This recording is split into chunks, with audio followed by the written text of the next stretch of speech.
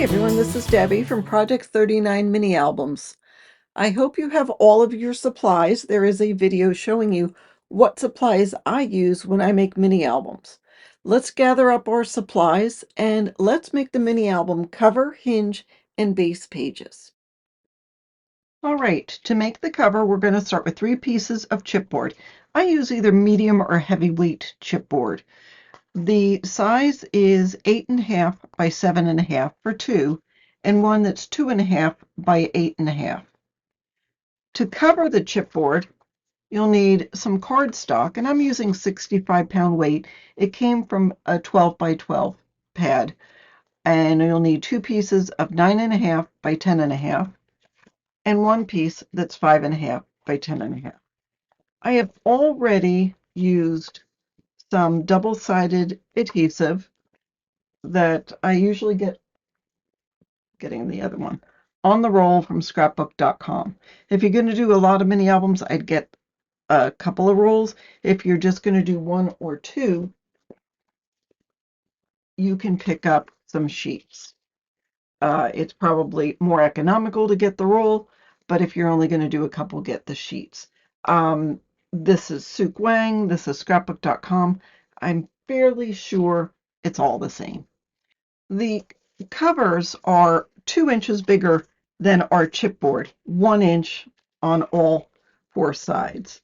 I've already burnished the double-sided permanent adhesive onto my chipboard. Now you can use glue if you don't want to use the double-sided permanent adhesive.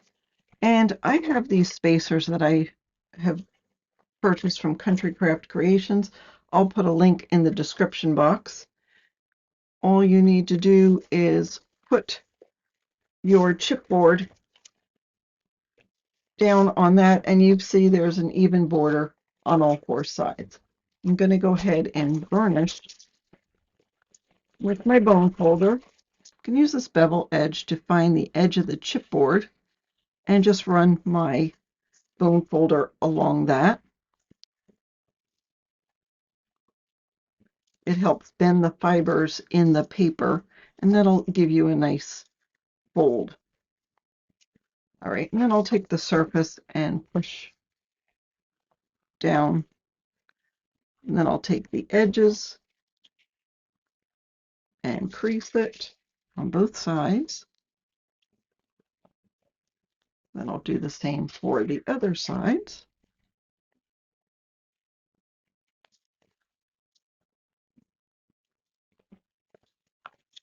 And what that does is it shows you where our 4 corners are. I'm going to just take a pair of scissors and cut off these 4 corners. I'm just going to cut straight.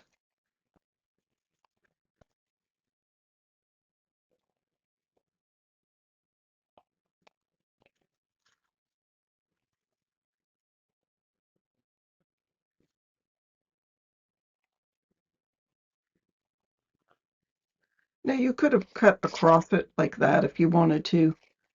Either way, it's just a matter of preference, and I change how I do it at different times. I'm going to further miter these corners, and the way I'll do this is pushing down on the paper with the chipboard facing up. I'll put my scissors, the top blade of my scissors, against the chipboard and just cut a sliver off. That way it will prevent any overhang. You may see it sort of juts out a little. And once we fold the papers down, it'll make it easier to glue. I'm going to turn it over so the chipboard's facing down and do the same with the other side of our cardstock. So see, I just got little slivers off. It's not a lot. And then I will take my glue, and I am using the Designer Dries Clear glue from the Art Glitter Institute. I'll just go alongside of the chipboard around the perimeter of this little piece. Oops, and zigzag. I'll use my bone folder to push the cardstock right up against the chipboard so it's nice and tight, and then I will burnish. Now, if you want, you can clean off any glue that's coming out. I'll do the other side.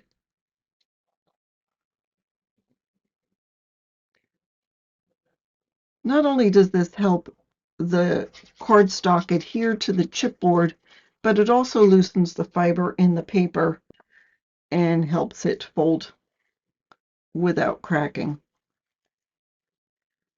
And then I'll burnish again.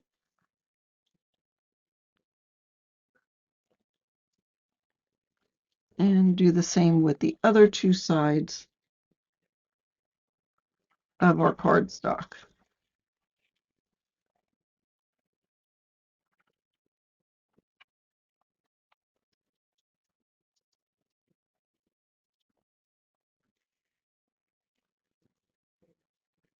And then as a final motion, I will take my bone folder and go along the edge of the chipboard. I just feel it gives you a nice finished look to it. I'll go ahead and do the same with the second piece.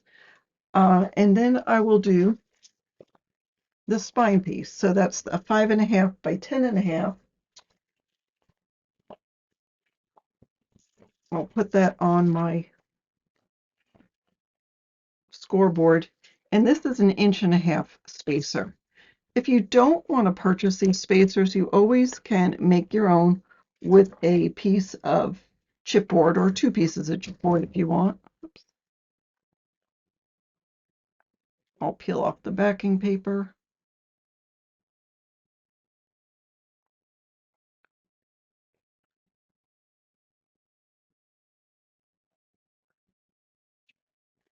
And then put this on.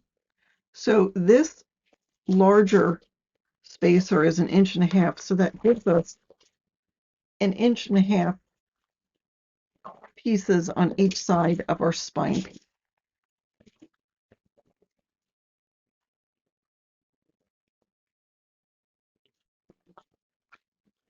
Now, don't rush ahead because this is treated a little differently. I will, of course, take the bone folder and find the edge of the chipboard.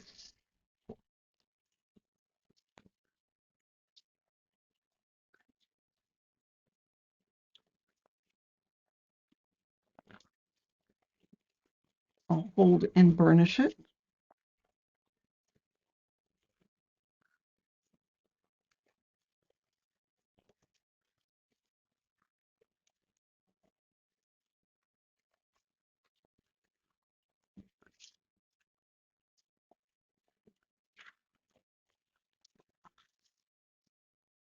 And then I will cut off the rectangles, the same as we did with the last one, but the last one was squares, and here we have rectangles.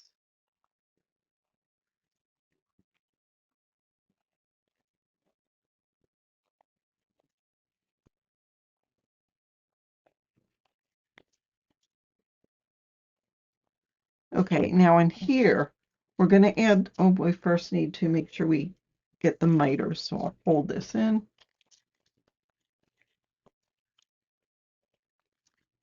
And do these 4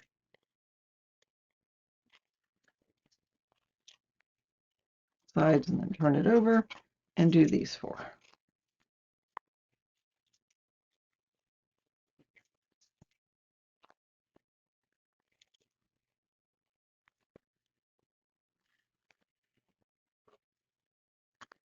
Okay, so here I'm going to add glue to the top little trapezoid piece and fold that down, or fold it up, I suppose, and burnish it real well. I'm going to do the same with this side.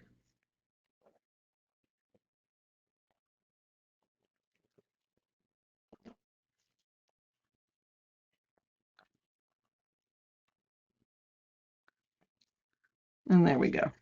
Then again, I'm going to take my bone folder and push down on here just so I get my cardstock leaning right up against the edge of the chipboard. All right, so we've got all three of our pieces of chipboard covered. We've got the two covers and the spine piece. So this is the underside of the spine with the chipboard showing. If for some reason you have more of the chipboard showing here, you can just take a Sharpie,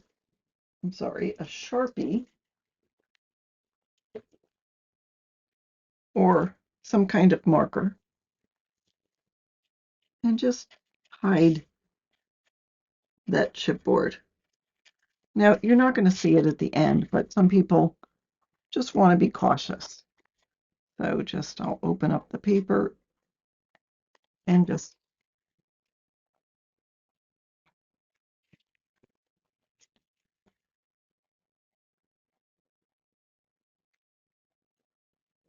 there we go. Probably unnecessary, but just to be sure.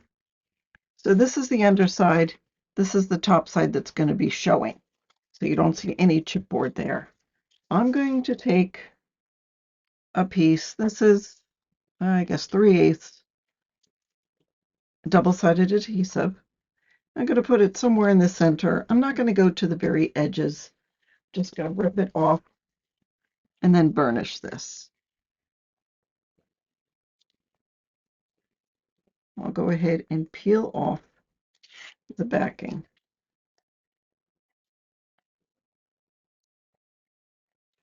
Okay. So I'm not relying on this to hold it together. I'm going to use my liquid adhesive, but this will hold it while the liquid adhesive is drying. What we're going to be doing is putting this, I'll start on this side, putting one of our covers with the chipboard side facing down right up against this spine piece, but out just ever so slightly, about 1/16 of an inch. I'm going to add glue, so I'll start on this wing furthest away from the spine, put some on the edge here, and then I'm going to try to do a bead of glue. Actually, I'll use my spacer and use this to help determine where it's going to go. It's going to go about a thickness of the spacer away, but I'm going to put this flat. So I'm putting it a little less than 1/8 of an inch away from where I can see the edge of the spine is. I'm going to use a fairly good amount of glue because this is going to hold it together. I'm going to take this and put it down here. Again, not right next to the edge. I'm coming off maybe a little more than 1/16, but not quite 1/8. And then I'll burnish.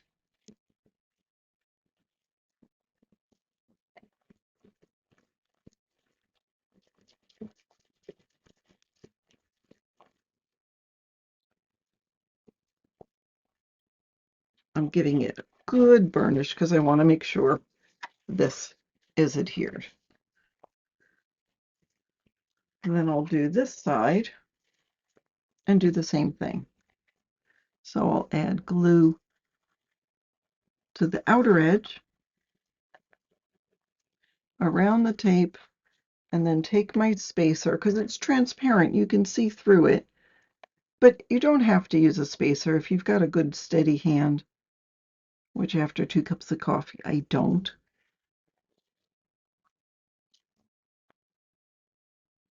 And then zigzag. I don't like to cover up the tape. I feel like if you put glue on the tape, it really isn't going to help adhere it. I'll go close to the edge. I'll make sure it's straight by using the lines on my glass mat. And then when it's good, I'll stick, apply pressure here, and then turn it over and apply pressure. You want all 3 layers of chipboard to be flat. And again, get a good burnish here. And there we go.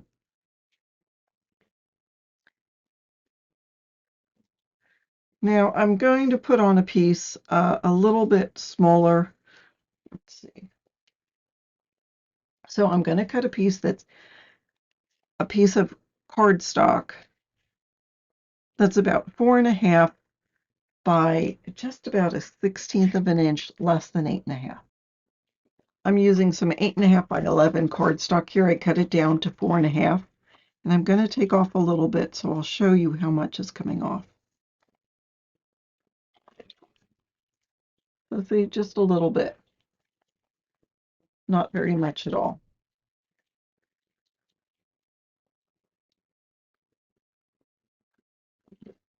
I'm going to again use a piece of double-sided permanent adhesive, just so I'm not going too crazy with the glue. So I'm just putting that in the center of my spine on the chipboard. You could use all glue if you wanted to. And then I'm going to fill this in with glue.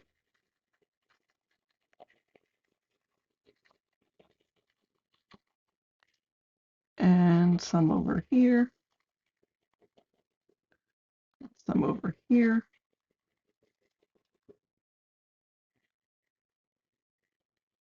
Line up on the chipboard. Oops. Line down, and then I'll go around the perimeter. Trying to work quickly because the glue will dry. Okay, and then I'm going to put this sort of starting at the bottom here, and I'll let it fall.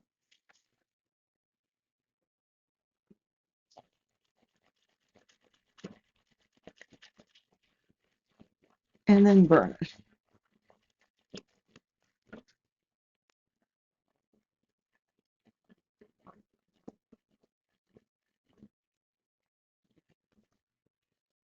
Now I still have a little left over here, and if that happens to you,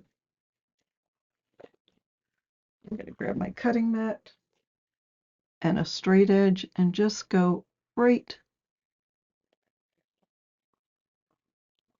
against the chipboard and just cutting a little sliver off.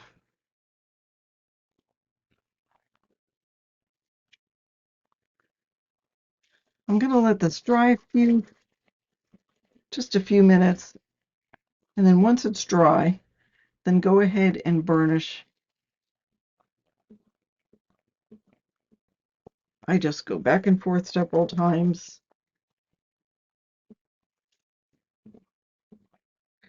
In the crevice where the spine piece meets the cover, and fold it as I go. And there we go with our cover. Next, we're going to make the hinge system. All right, to make the hinge system, you'll need a piece of cardstock. I'm using lightweight cardstock, 65-pound, and I've cut it down to, it was 8.5 by 11 to start, so I cut it down to 7 and 15/16 by 11. Our pages are going to be 8 inches tall, so I want it just a little bit under 8. And I'm using an 11-inch, the 8.5 by 11, but if you have a 12 by 12, then cut it down to 7 and 15/16 by 12. The extra inch will help. It's not necessary though, that's why I'm just using that. I'm going to score, and I'll give you the measurements out loud. You can either write them down or do it with me. I don't have anything, a written tutorial at this point. When you do it, make sure the side is up against the side and the top is up against the top. That will help you get a nice straight hinge, and that way your pages will be straight. So we'll start at 2. And by the way, it's going to be 6 pages, so we'll have 6 sets of hinges, a 1/2 inch hinge with 3/8 of an inch in between. So you'll see a pattern once we get going. So anyhow, 2, 2.5, 3, 3 and 3/8, 3 and 7/8, 4 and 3/8, 4 and 7 I'm sorry, 4 3/4, 5 1/4, 5 3/4, 6 1/8, 6 5/8, 7 1/8, 7 1/2, 8, 8 1/2, 8 7/8, 9 3/8, 9 7/8. You may see on my scoreboard, I've got little marker lines. So those are the measurements I use a lot. So I've just put them on there and it's easy for me to go. Okay, so this is the side we scored down. I'm going to turn it over. So you've got the bumpy side facing up. I'm going to fold it in between each half-inch score line. So we have a half-inch piece there.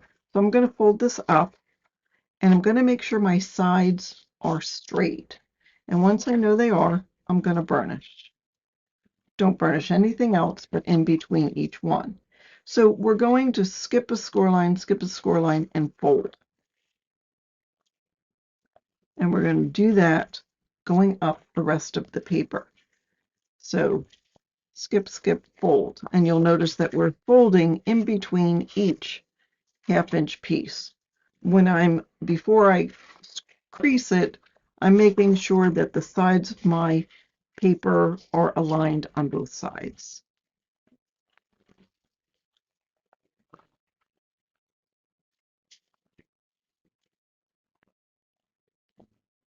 I feel like this glass mat helps me get a nice, good crease on my lines. Maybe it's my imagination, I don't know. Okay, and then I will have the bumpy side facing down. So you see, we can see where the paper wants to fold, and we're going to help it further by pulling on the paper, starting at the top, and you'll see where that score and crease that we did, where we burnished, wants to come up and make a mountain. So I will let it come up enough that I can grab it in my fingers and sort of gently fold it with my fingers. Pull these two pieces together. Let me see if I can, yeah, there you can see it. So we'll do it again, and the next one will want to come up, and I'll continue doing that for all 6 of our hinges. Now, if you don't like the touch of the paper, I know some people have that tactile issue, you can use your bone folder to do that. I'm pulling everything together, letting the 3/8 channels, the gussets, flat onto my surface. I'll pull all these towards me, make sure it all looks aligned, and then burnish with my bone folder. And then I'll pull them all away from me and burnish it again. So we've trained the paper um, to fold where we want it to. I don't have any glue yet, but let's remedy that. So I'm grabbing my glue and I'll hold it with my one hand. With my other hand, I'm not going right to the edge. I'm about a 1/4 inch away. And I'm going to zigzag all the way down and then go across at the top. And then I'll pinch that together. And you could burnish it if you want. So there is our first hinge. And we'll do the rest, do the same with the 5 hinges left.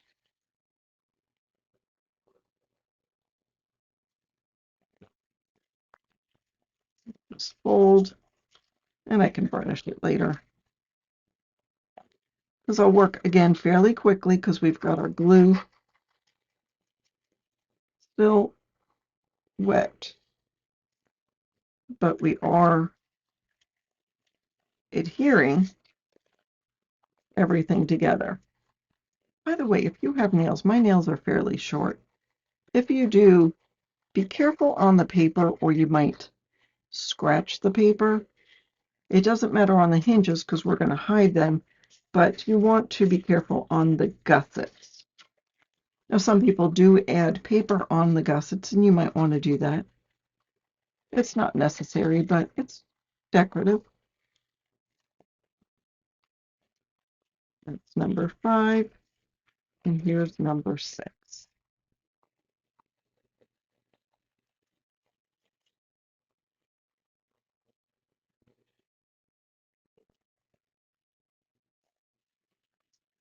All right, and then we're going to burnish it again to get all that glue distributed.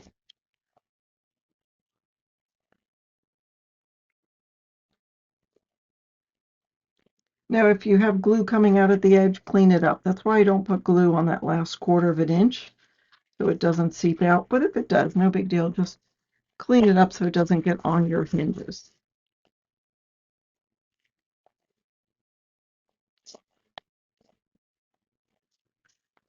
All right, I will pull all these so they're facing straight up and let that dry a couple of minutes before we move on.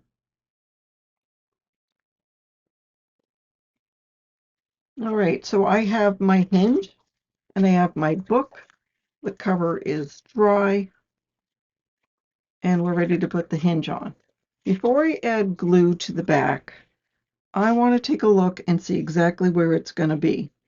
Now you're going to have about a 1/4 of an inch from the end of your hinge system to the top of your book, and the same at the bottom. Not exactly, but close to it. And you'll have a little bit more at the sides. So knowing where it's got to be, I just sort of eyeball it, and then I'll add glue, and then I'll put it back down. Now, I'll only add liquid adhesive to this because that way you've got a little time to maneuver it and get it straight. To start, I go and I hold this loosely in my hand, add my glue to the channels where our hinges are. And again, I'm working fairly quickly because I don't want the glue to dry. Then I'll zigzag, again, not going to the very end.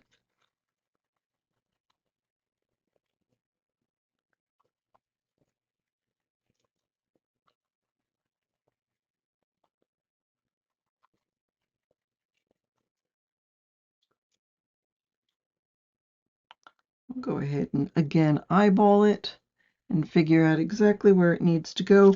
It's really important though that it's pretty straight. Okay, so there are 5 gussets. I'll start with the center one and go from the top and the bottom, sort of spreading open the hinges, but then I'll pull one on the left to the right and then burnish with my fingers. Again, you can use your bone folder and do the same. So you start from the center and work your way out.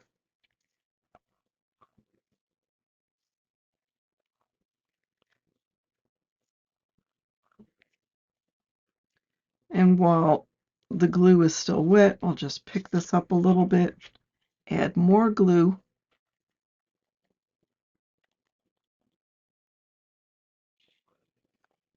perimeter here,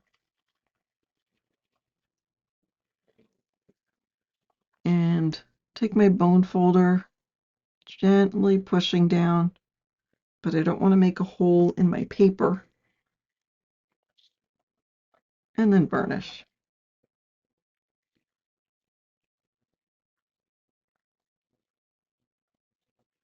Turn this over and do the same with this side. So I'll add glue right next to my little wing here.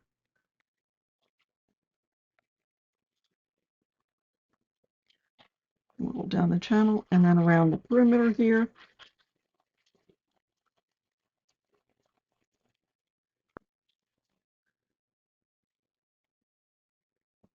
Now, if any glue starts seeping out, clean it up as soon as you see it. That's one of the reasons I don't put glue close to the edge so it doesn't seep out, but the glue will go almost up to the very edge.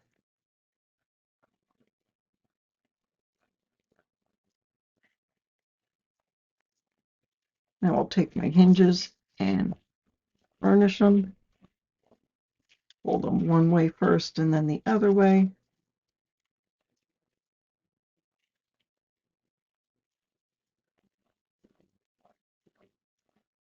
And burnish.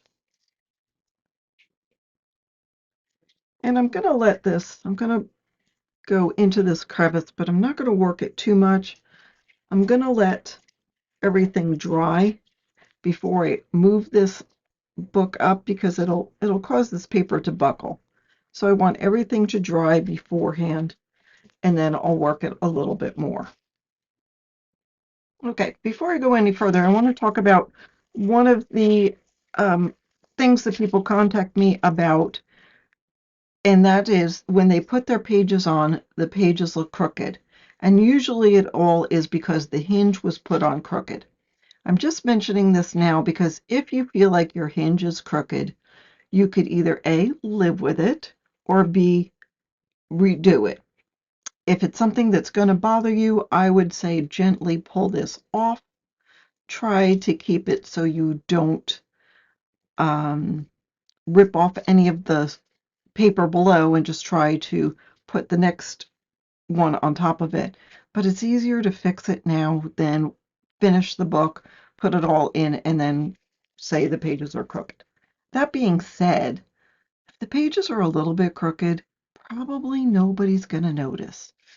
It would have to be really wonky for anyone to pick up the book. Once they see all the beautiful designs you've done and you put photos in, that's all they're going to look at.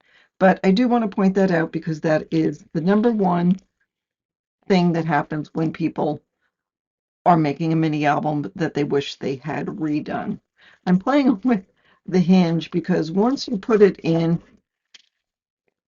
the if the hinges move easy, your pages will move easy. So I will burnish it again and again. Now this has been sitting for about 20 minutes, so I am going to work on where this is. I'm just going to go back and forth many times, 20, 30, and as I do it, I'm lifting the cover of my book. Now I'm not pushing with the tip. I've got this piece that's got a blunt end to it. Now if you don't have that, you can probably use just the edge of your bone folder and go down lightly. And then every once in a while, move your book until your page will come flat. Do the same with the other side. Just work this and lift your page a little bit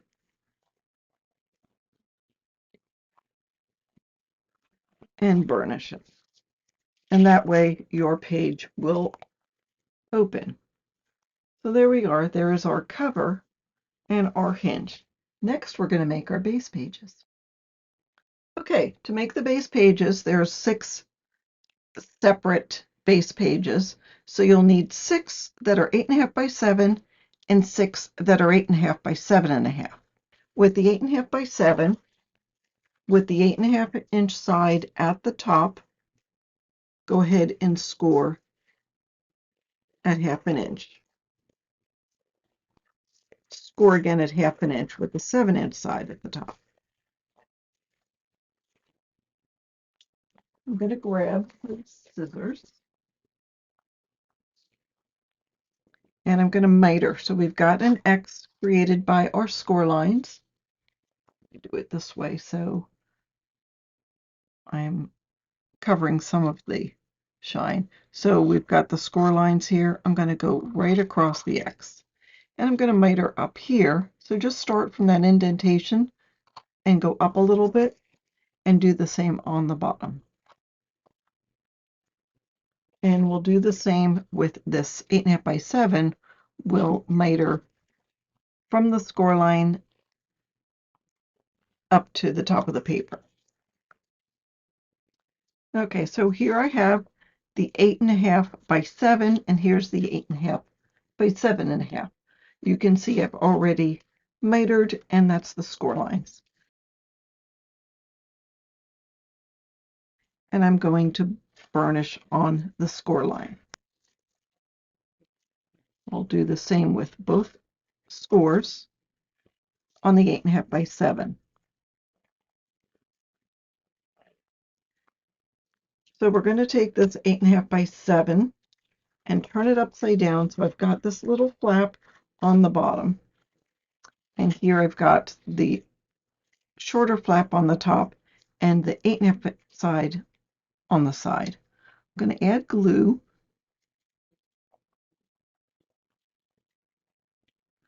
to there. And I'm going to make sure I have this paper right up to the top. I'll open up this flap to make sure it's where it needs to be.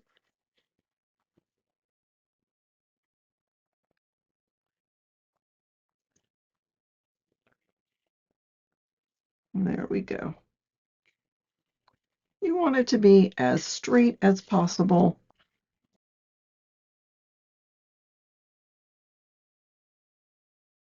But take your time and get it right.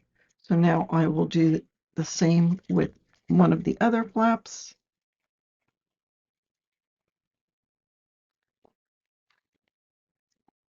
And fold that.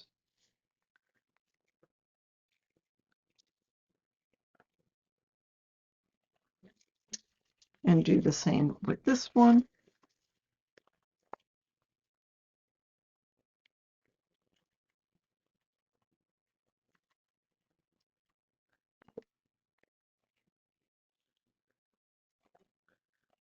And again, if any glue seeps out, go ahead and clean it up as soon as you can.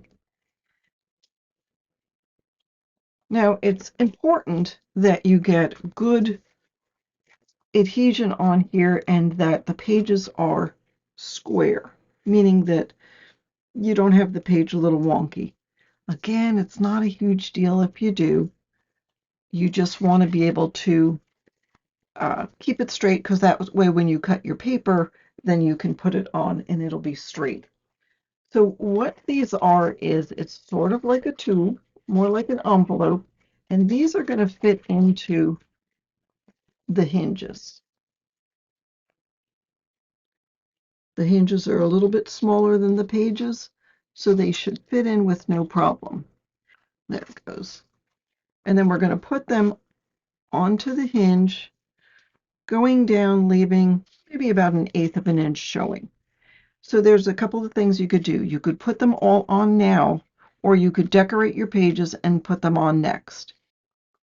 All right, once you have your pages either all decorated or undecorated, it's up to you, ready to put in, go ahead and do a dry fit and see how well they fit into the hinges. I mean, they really should fit with no problem. That one did. But if you have any problems and it doesn't seem to fit, you can just take scissors and just miter a little bit. I'm about 1/8 of an inch off of the top, and I'm going about halfway down, and I'll do that to both sides. So see, it's just a very small piece that I'm taking off, and that'll help your page fit in much easier. So you can do that. Go ahead and label all your pages. Page 1, front, and I just want to make sure we have the opening. This is 1, back,